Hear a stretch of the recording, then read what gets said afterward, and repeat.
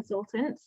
And I'm joined today by my colleague Emma, who's currently working at the Careers Service, but she has got herself a lovely brand new job that she's going to talk to you all about later.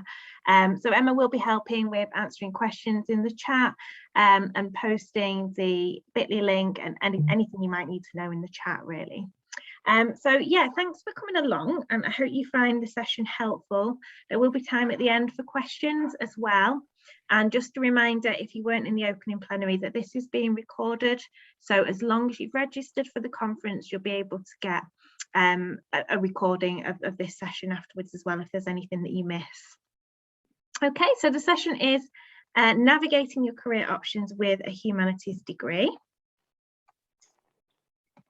Okay, sorry, I'm just slightly sticky mouse there.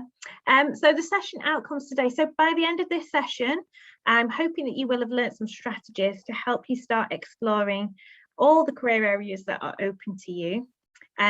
You will have gained some insights into how your degree can help you thrive within the workplace, and also have a better understanding of what's happening in the labour market at the moment, really, and be able to begin to consider where you might fit into the labour market. And it may be as well that you start in one place and you move around, and that's absolutely fine. We'll come to that. So we'll first of all be starting to think about what you can do with your humanities degree, and then we'll move on to looking in a bit more detail about how your degree can help you in terms of the skills that you get from it. Then we'll spend some time just having a look at what's happening in the graduate labour market at the moment and some predictions for the future. And then Emma is going to talk to you about her own career path, really, on how she's ended up getting a job that she will hopefully really love, her dream job. Is that fair to say, Emma? Dream job? Yeah, definitely. Fabulous. So yeah, she's going to talk to you about how she's come about that, really, in a non-linear way. So by that, and she'll explain, but trying different experiences, taking different approaches, and taking time to reflect along the way as well. So in terms of what you can do with a humanities degree, so I assume we've got people here from all kinds of different programs and subjects. You've got lots and lots of choices, regardless of what discipline it is that you've studied. And then we're going to have a look at where to start in terms of self-reflection and understanding yourself. And then I'll cover with you 3 easy tools for getting started with your options as well. I think everyone's on mute, but if you're not, if you wouldn't mind just popping yourself on mute, just so that to minimize the background noise, that would be great. Thank you. Okay, so I was trying to think, what are your options with a humanities degree? And these are some of the images that came to mind for me. You know, you've just got so much choice, and those choices are always growing and evolving as well, and expanding. So as I mentioned in the opening plenary, 2/3 of the labour market at least don't actually ask for a particular degree discipline. And it may be that even if you are doing something a bit more vocational, you don't necessarily have to continue following that path if you don't want to. And we'll be looking at how you can use the skills from your degree to move into different sectors and follow your heart and your interests. So having a lot of choice can, of course, be an incredibly positive thing, but it can also, we acknowledge, it can be quite overwhelming as well. And you may have heard of something called choice paralysis.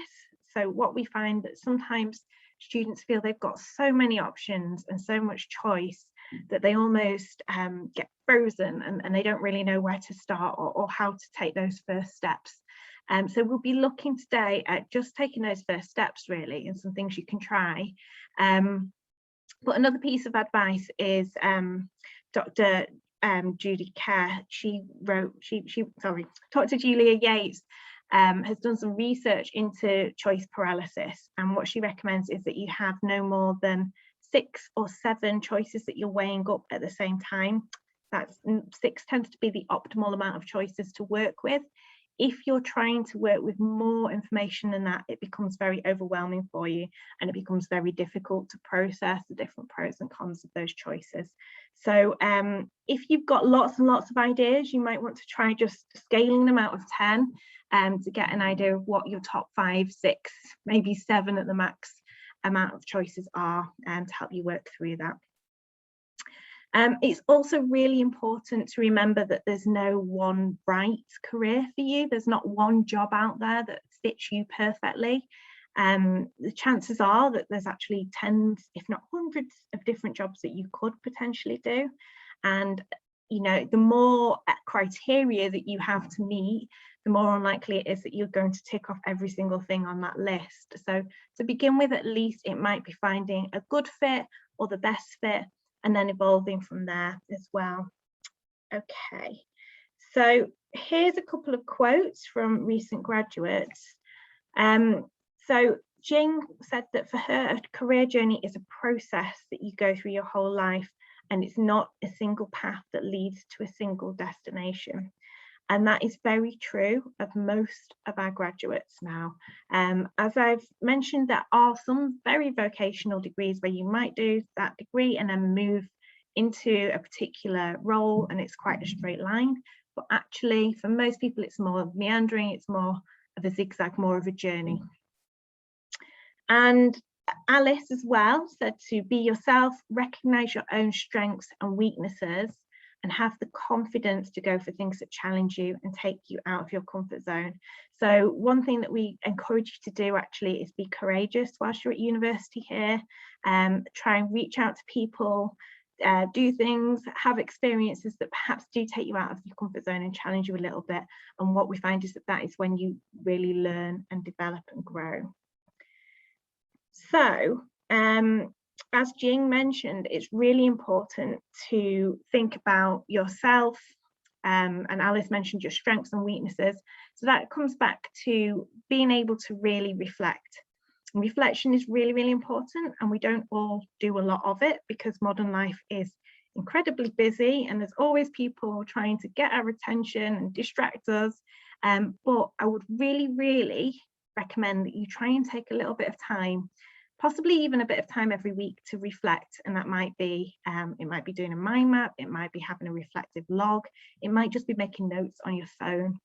But you need to spend some time thinking about what experiences you've had, what you enjoy, what motivates you. You also need to then analyse that and explore what the options are. Okay, and we've actually got a workshop this afternoon which is around personal branding and skills discovery, and in that workshop we'll go into this in a lot more detail and actually help you think about what your skills are and what your personality is and how to apply that to jobs. So there's 3 tools that I said I'd mention to you.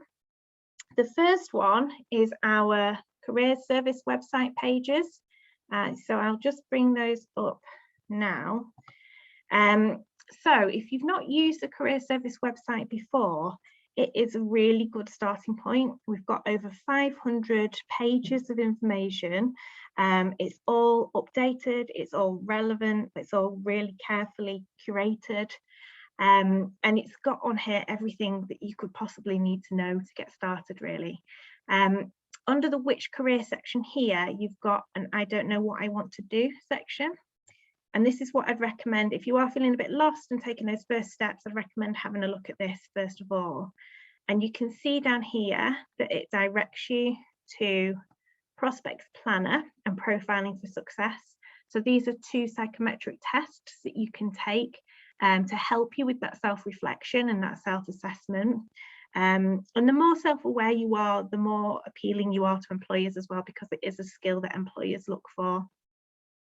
You can also see, I'm going to come to this in a moment because this is the second tool, but we also have our which career pages and some information on getting experience, because really, if you are trying to weigh up if something is right for you, the very, very best way to find out is to try and get some relevant experience and just try it out and see if it is for you. And our which career pages, which I'll come back to and mention a little bit later on as well. As you can see, we've got 23 sectors there broken down. And it can be just a good starting point if you're trying to find out if you think you might like the idea of working in education, for example. It gives you a really good overview of the different options within there, and then it takes you through to actually where to find the opportunities. So that's the first tool. The second one is prospects. So if you've not seen this website already, it is a brilliant website for current students and recent graduates. You've got the planner on here, which I mentioned, which is sort of psychometric test style quiz. And if you have a look at the careers advice section as well, there's a section here which is what can I do with my degree? And this is really helpful if you just don't know where to start. So it gives you an idea. So it bases these ideas on what you've been studying in your degree, what your interests might be based on your degree discipline, what skills you'll have got from your degree, and also what previous graduates who've studied this have gone on to do. And it comes up with jobs that are really directly related to your degree. And then it has somewhere your degree would be useful. So these can be quite good to just sort of browse through and start to get an idea of what's out there that might sort of fit your skill set or might be of interest to you. And you can just have a look at the job profiles, and it goes through with you what to expect, routes in, what skills you need for that job, and where to actually get started with finding work experience or vacancies or employment. So that's the second tool that I would really recommend that you have a look through if you haven't already. The third one is LinkedIn. Okay, so I know that a lot of the students that I see already have a LinkedIn profile, which is fantastic. If you don't worry, we've got loads of information on the Career Service website about getting your profile set up, and a sort of step-by-step e-learning module you can do to take you through that.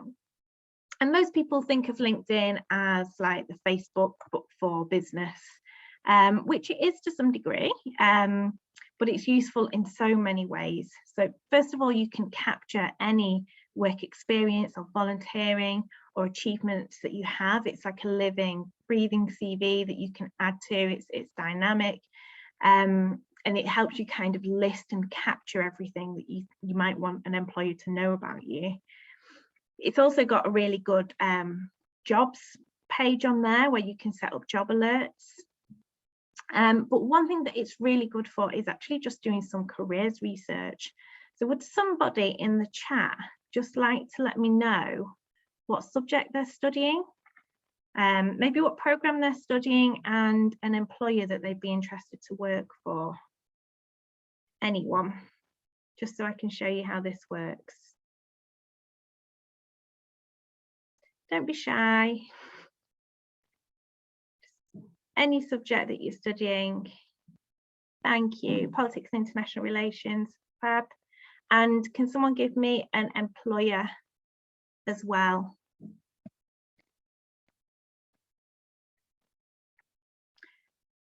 I'll just wait for that to come through.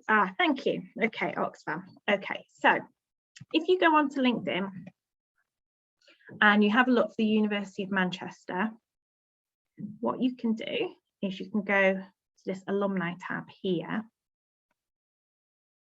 And this brings up everyone who has a LinkedIn profile who has attended this university. So that's 267,612 at the moment. Okay.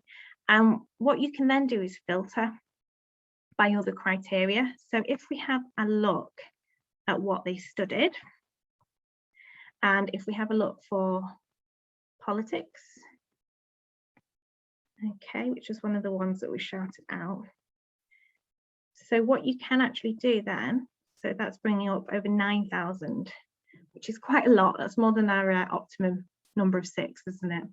But what you can start to do is just have a bit of a browse through and actually get an idea of what other people have gone on to do who've done your course. And you can change the parameters, have people that graduated 2, 3, 4 years ago if you want to narrow that down. And you can also narrow it down by keyword. So if there's a particular job role that you're interested in, you could put that into the keyword and find people that, for example, might work at the Cabinet Office. Yeah, and then you can actually just have a bit of a look through their profile and find out a bit more about them and how they got there. So, you know, what did they study? Did they do a master's, for example? Did they have to get lots of volunteering experience? Did they have lots of bridging jobs that took them to that job that you know you aspire to? So you can start to get an idea of real life students that have been in the position that you're in now, and actually what they've gone on to do. Now, I know someone mentioned Oxfam as well, so you can have a look here where they work. I'm just going to, I'll get rid of that keyword search there. And I'm going to have a look to see if any of them are working at Oxfam. And that has brought up 12, okay, so not loads, but there's a few. And then what we'd recommend actually, so yes, you can use it as a research tool and start to get an idea of people's career journeys and what roles they're doing at Oxfam. And they might not necessarily be at Oxfam now. It means that they've got it somewhere in their profile usually. But we'd also encourage you to connect with them and just send them a message and perhaps let them know that you'd be interested in gaining some insights from them, or if they can impart any of their wisdom about how they got to where they are. Don't just go in and ask for work experience or a job, because that's a bit blunt and it doesn't always go down particularly well. But it is a really good way of starting to expand your network whilst also getting a really good idea of what's out there and how people have got to their different career destinations. So hopefully that's useful for you. Okay, so there are the 3 tools, and if there are any questions, just pop them in the chat and we'll come to them at the end. And just bear with me because my computer is being a little bit slow. There we go. Okay, so next section of the workshop is thinking about how your humanities degree can help you. So we're looking at the edge that you have as a humanities student and the skills from your degree within this. So there's a really good quote here. So as a result of the non-vocational nature of humanities subjects, graduates from these subjects possess numerous transferable skills such as communication, collaboration, analysis and decision making, which makes them highly employable. So this is taken from a report called What Do Humanities Graduates Do?, which is published by Prospects, which was the website we looked at. And that found that overwhelmingly humanities students chose to go into sectors such as education, business, finance, retail, media and publishing in that order. But also it found that further study is very popular with humanities graduates. Additionally, there's a report commissioned by the British Academy, which indicates that graduates from humanities subjects are actually more resilient and adaptable in the face of change, which are perceived to be essential qualities, especially in the current climate of economic uncertainty in the UK. Okay, so if you think about that, when you're getting out into the labour market, there are a lot of skills that you can bring as humanities graduates. So things like communication, the fact that you're empathic, you're probably quite good listeners, you can see things from different perspectives, you can analyse things critically, you can think about things in a sort of measured and balanced way, you can perceive the nuances in things. And these are all strengths that are really important because the world is an increasingly complex place and it's increasingly difficult to have sort of yes or no, black or white answers to things. So there's a lot of value that you can add to the labour market, to employers in that sense.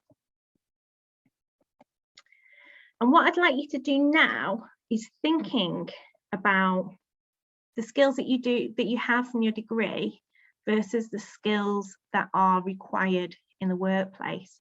So I'd like you to go to www.menti.com and input this code here, so 9831061, and I want you to think about what kind of skills you think employers want from graduates. What kind of skills do you think they look for? And I'll just bring that up so that we can all have a look at it together. Okay, so hopefully you can all see that on my screen there. Emma, is the word cloud up there for Menti at the moment? Yeah, I've popped it in the chat, so if everyone just clicks on the link and then types in the code, it should come up. And yeah, you can type in 3 words. That's brilliant. Thank you, Emma. No okay. problem.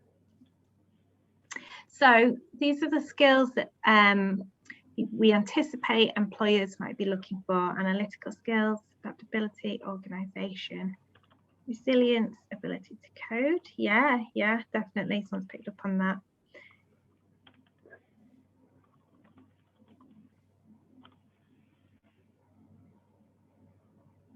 Okay, and if you've not used Menti before, the bigger words are the ones that more people have selected.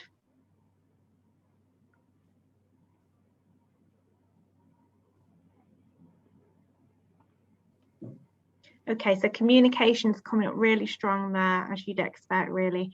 Adaptability, absolutely right. So the way that the world is changing, definitely adaptability is really important. Transferable skills. Yeah, we've got organised written in various ways there. Okay. Yeah, resilience, someone's put. That's, yeah, a couple of you have put that. Leadership as well. Okay, fantastic. And the thing is that actually, oh, there's still more coming through. Well, I'll move on from that now, just from a sense of time, but I'll try and capture this and get it into your follow-up packs for you in case you want to come back and revisit it.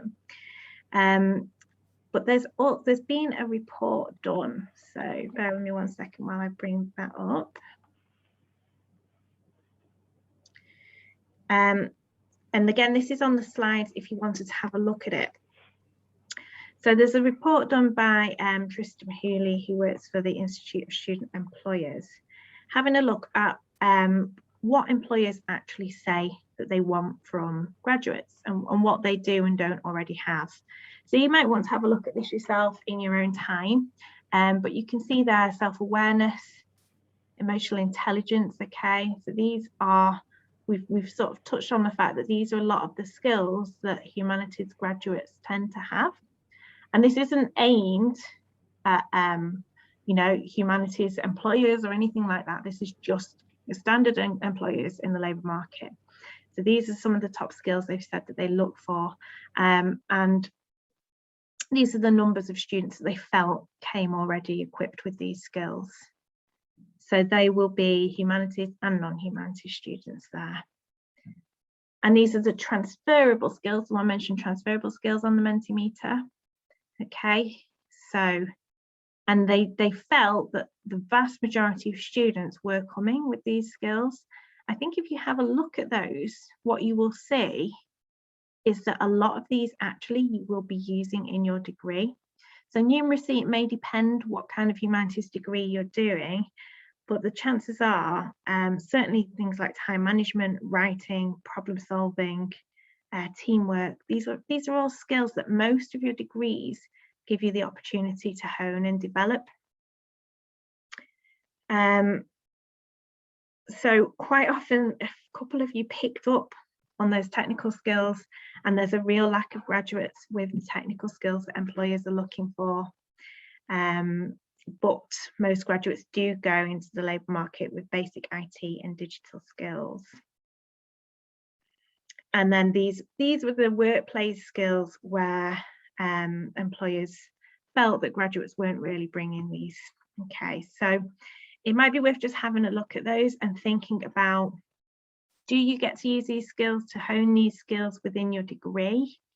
Possibly not for most of them, because they are quite career focused. Managing up, so that's taking the initiative to anticipate what you need to do without having to always ask the person above you. You might have a degree of negotiating and influencing within your degree, but these are the kinds of things. And if you feel that you're lacking in these skills, you might want to come along to our Making the Most of Manchester workshop this afternoon. which is in the second lot of workshops, because that will look at how you can use your time here and everything that's on offer to help you build up these kinds of skills as well. Okay, so that link will be on the presentation that you get access to after today if you did want to go back and revisit it. Okay, and then this is taken from the World Economic Forum as well.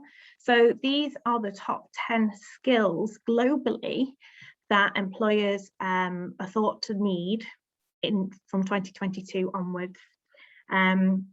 So yeah, it's a consensus among graduate recruitment about the skills that graduates need to thrive within the labour market.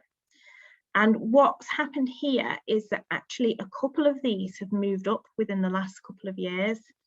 So active learning and learning strategies have risen up one place, and creativity, originality and initiative have risen up 2 places just in the past couple of years.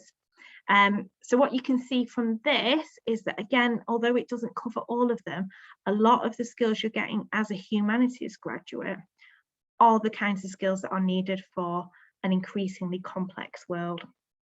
Okay, so your critical thinking and analysis, your complex problem solving, your creative problem solving, your emotional intelligence. So hopefully that reassures you a little bit in terms of how you can be useful globally after you graduate. Okay, so as I've said, the other workshop this afternoon looking at skills and personal brand will go into this in a lot more detail and help you examine the skills that you as an individual already have and your unique selling point, and give you more confidence to talk to employers.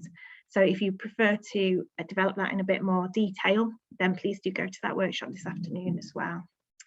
So what we're going to look at now is having a look at the labour market in a little bit more detail. Okay, so the labour market is in the employment options that are open to you when you graduate.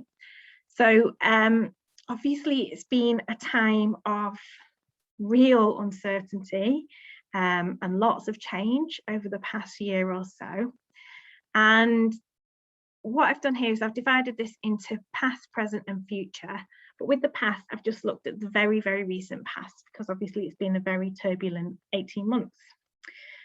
So prior to COVID hitting the UK economy, the number of graduates opportunities was actually on the rise year on year for 11 years. So it was going up and up and up, more and more opportunities coming through for graduates every year. And then COVID hit, and unfortunately in 2020, it took a huge nosedive.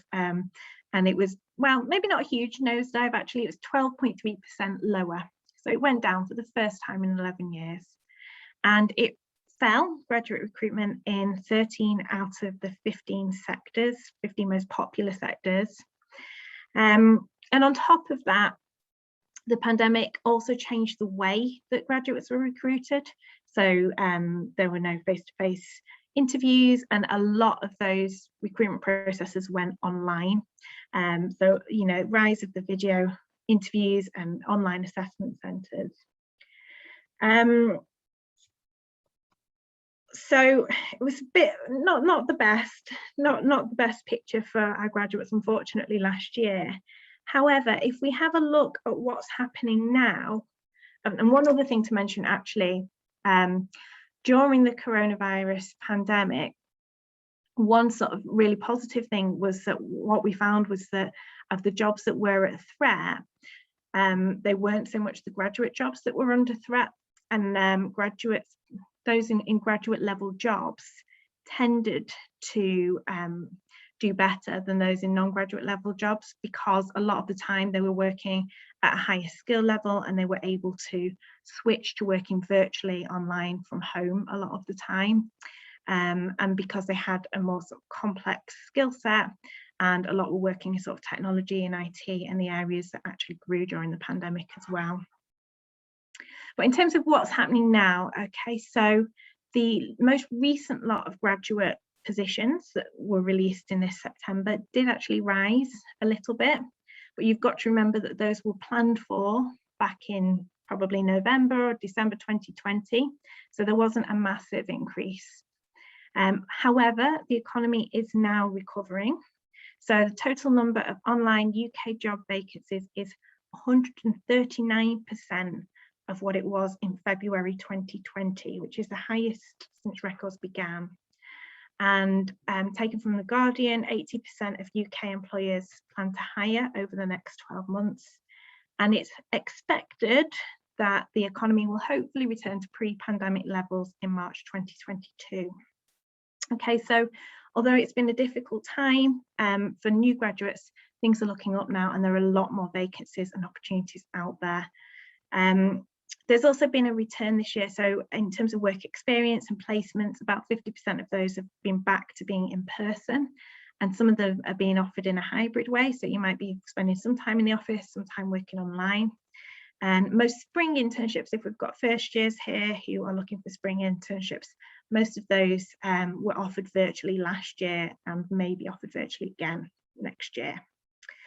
So in terms of future predictions, there's a predicted increase in demand for graduates. So we've talked about global lifestyles becoming more complex. There's more difficult, complex ethical issues. You know, if we think about things like climate change and automation, this is where a skill set of a humanities graduate will really come into play. Artificial intelligence also has a real role to play in terms of future trends and where the jobs are. So 30% of the current existing UK jobs could face a very high probability of automation over the next 20 years.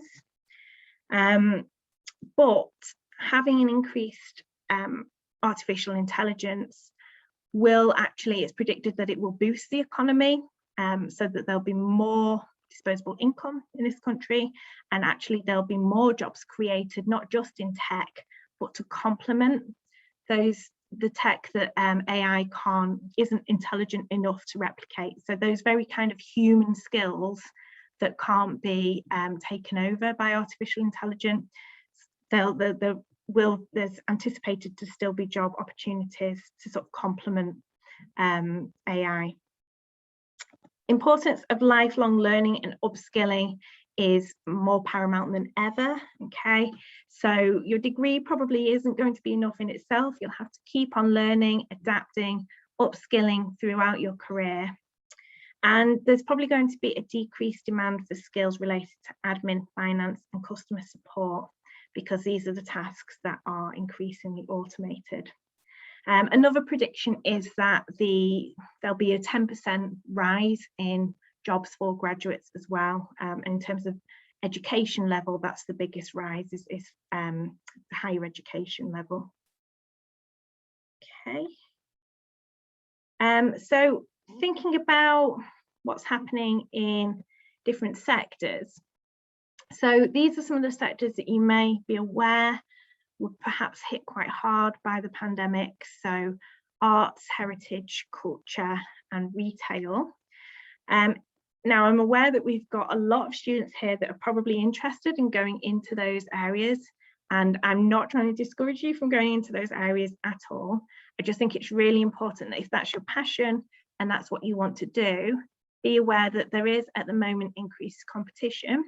There's also lots of initiatives and various grants that are there for arts organisations to help them get back on their feet. So you just need to think about what it is that you can do to try and give yourself that edge. So whether that's getting work experience or networking or getting involved in societies, you know, you are a student at a very good university, one of the best in the UK, which is not a golden ticket in itself, but it's a good start. But yes, unfortunately, these sectors have been quite negatively impacted by the pandemic, and hopefully will begin to recover soon. One thing to say with labour market predictions is it's all very rapidly evolving, so none of this is set in stone as such. They're all sort of forecasts. And in terms of the areas where we have huge skill shortages in the UK, so I've touched on the role of artificial intelligence going forward. So some of those tech jobs will be in artificial intelligence, but also we have a lack of tech graduates at the moment. So we already have a skills shortage in the sector of tech, and that's obviously the demand for tech support increased during the pandemic as well. Healthcare is another sector where we have skills shortages. So there was increased demand for healthcare workers during the pandemic. And that's set to continue really because we've got an aging population. And in terms of if the economy improves, we'll have more people perhaps wanting to invest in private healthcare. You might have heard about the disasters we've been having in this country and worldwide actually with logistics. So that's been impacted not just by the pandemic, but by Brexit as well. So that's a sector that's really struggling for staff, and not just sort of haulage drivers, but actually people in administration or that are project managing. So that's another sector that's struggling at the moment. And then one sector as well is hospitality, because obviously a lot of places closed during the pandemic and people moved on and got other jobs. And there was a lot of European staff that were working in hospitality have now decided to leave because of Brexit. So the hospitality was really negatively affected as well, and has been really struggling to get enough staff. So that's quite a good thing actually for students. If you're looking for some kind of more informal work experience or a part-time job, there should be some opportunities in hospitality to help you kind of work on some of those transferable skills. So if you're wanting to find out more about any of those sectors, then you can have a look on our Which Career pages, which I mentioned earlier on in the session. I mean, what I would say is we've talked about tech and healthcare. I know that those aren't always popular sectors with humanities graduates, but it's worth being aware that there are job opportunities there, and then they're not necessarily practitioner opportunities. We've got a healthcare spotlight coming up later, someone who actually works in the information field within healthcare. So there's lots of other opportunities within those sectors that don't actually require you to be an expert or a practitioner. So hopefully that's given you some ideas and some insights.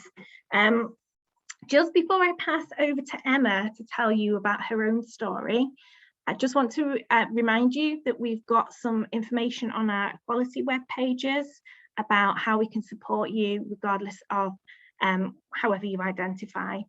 So these are some quite new web pages, and we've got lots of initiatives and ideas set out there. So please do be aware of that as well. Okay, well, thank you for your time. I am going to pass over to Emma now, and then at the end of the session, you'll have the opportunity to ask questions to myself and Emma. So Emma, do you want to introduce yourself? Thank you, Sophie. Yeah, so I'm Emma. I currently work in the career service team with Sophie. I am a student engagement and enterprise assistant, but I have just been offered a new position, so I'm actually leaving. It's actually my last week. I'm going on to work at Arts Council England as an internal communication officer. So I was very kindly invited along today to just talk about my journey from a humanities-based degree, and just to help you understand a little bit about my pathway and how I've got to where I am now. But it's quite important that I wanted to emphasize about gaining skills in different sectors and acquiring skills, and how it's led to me doing different pathways and different steps. So I actually will just begin with my undergraduate journey. So I studied at University of Leeds. I studied art and design. So it was a creative practical degree, but I also, where I could do a portfolio. So I did drawing, print and digital work. But then I also did core modules to understand design theory, history, the other side of humanities. And then when I finished my undergraduate in 2017, I did then take 2 years out of education. So during this time, quite a lot of things that Sophie mentioned about reflecting and analysing and exploring options, I took some time to fully understand what I wanted to do in my career. I think it can be quite overwhelming when you finish university and I didn't really know where I wanted to go. So I took time to reflect on this, and I managed to secure a full-time position working in the retail sector. So I also was a key holder in the shop. So I did opening and closing of the store, I cashed up. I also trained new team members, did visual merchandising. There was lots of different things that I did during this time. But then I knew that I wanted to go back into the arts, and that during my undergraduate degree, I developed a passion for culture, arts, and heritage. So I then started to volunteer in a gallery to gain art experience and helped with opening nights and gallery visits. So then I went on to study MA in Arts Management, Policy and Practice at the University of Manchester. So I chose to do this postgraduate degree because I was interested in the arts and the cultural sector, but because I really liked the experience of Manchester and what Manchester had to offer to me. So I did lots of research. So I did reflect on what I wanted to do and did open days and things like that. And then I finished my MA in December 2019. So during my degree, there was lots of skills that I gained, like Sophie mentioned about transferable skills. So I did a lot of research on policymaking, marketing, audience development, participation, time management, lots of different things that I developed that I thought could definitely help me academically and also going into a professional career. So I graduated last year, and then I managed to secure a position as a Manchester Graduate Talent role, which is based in the university working for the Career Service. So if anyone isn't a little bit familiar with MGT roles, they are graduate entry-level jobs that are offered through the Career Service, either in the University of Manchester or in some of our other external organisations. And I thought I really needed to gain an office-based job. So I'd worked in retail and I'd gained lots of skills, but I was applying for roles in the arts sector, and because of the pandemic, there wasn't many there. So I thought about thinking about gaining a role where I could gain lots of skills that I could gain other in addition to my retail experience. So in my current role now, I've always been working from home. So as Sophie mentioned, I did an online interview, I did an online task. So I did lots of things prior to all online.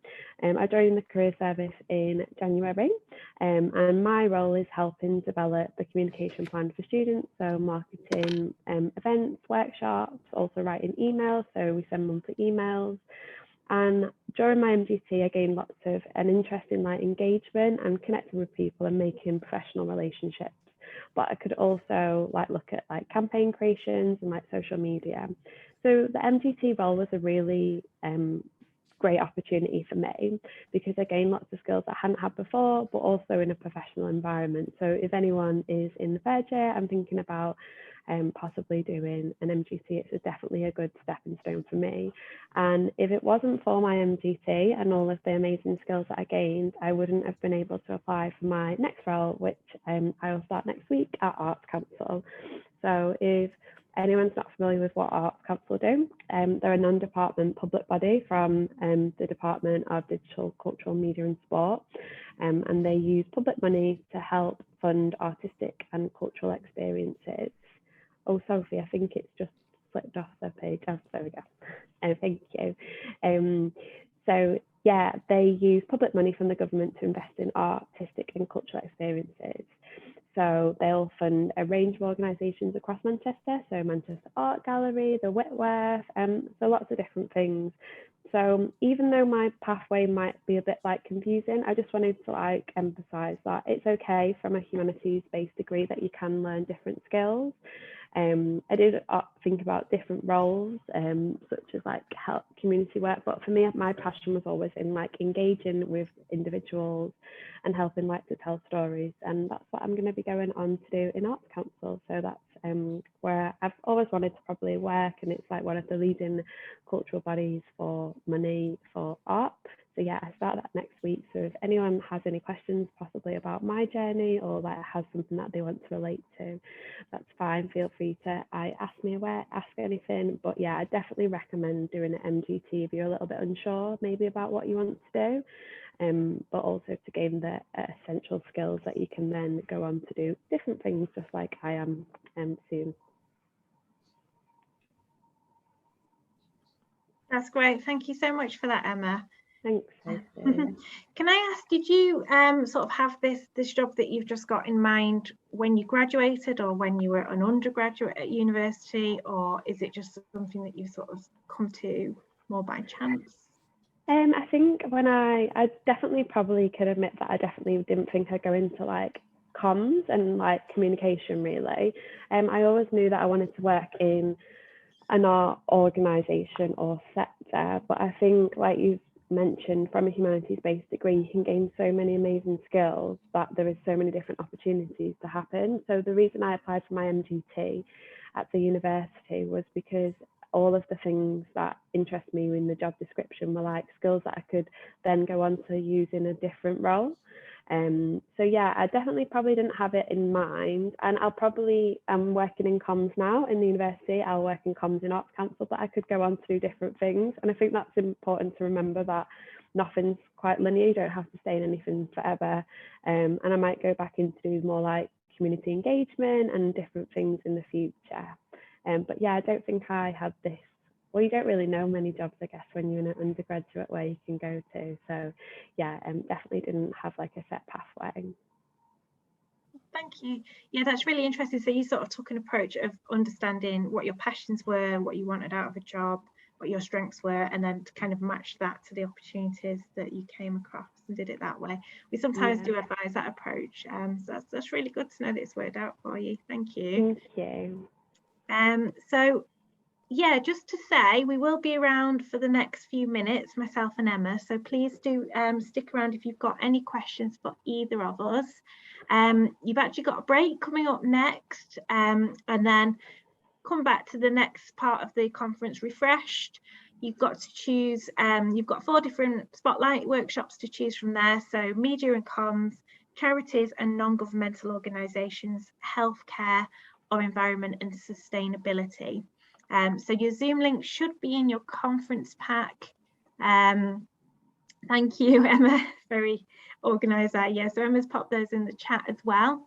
So you can just copy and paste one of those across. So they'll be starting at 2:50, and then there'll be the second workshop, which is at 3:10, and then the closing plenary at 4 o'clock. So hopefully see some of you at a couple of those at the spotlights or in the closing plenary as well. But yeah, so all that remains to be said is thank you very much for coming. If you do want to get in touch with us going forwards, this is how. So you can get us on web chat on the website. There's also a queries box on Career Connect where you can ask us any questions.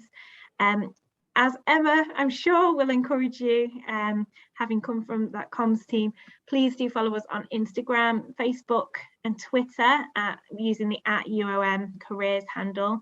We do have lots and lots of events and lots of ways to get involved, and following us on social media can be a more digestible way to kind of keep on track of what we have going on.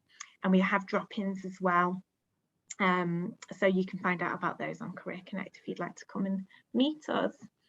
So yeah, any questions? Look in the chat. None just yet. What I'll do is I'll stop recording the session now, and then if you do have any questions, don't be shy. You can pop them in the chat, or you can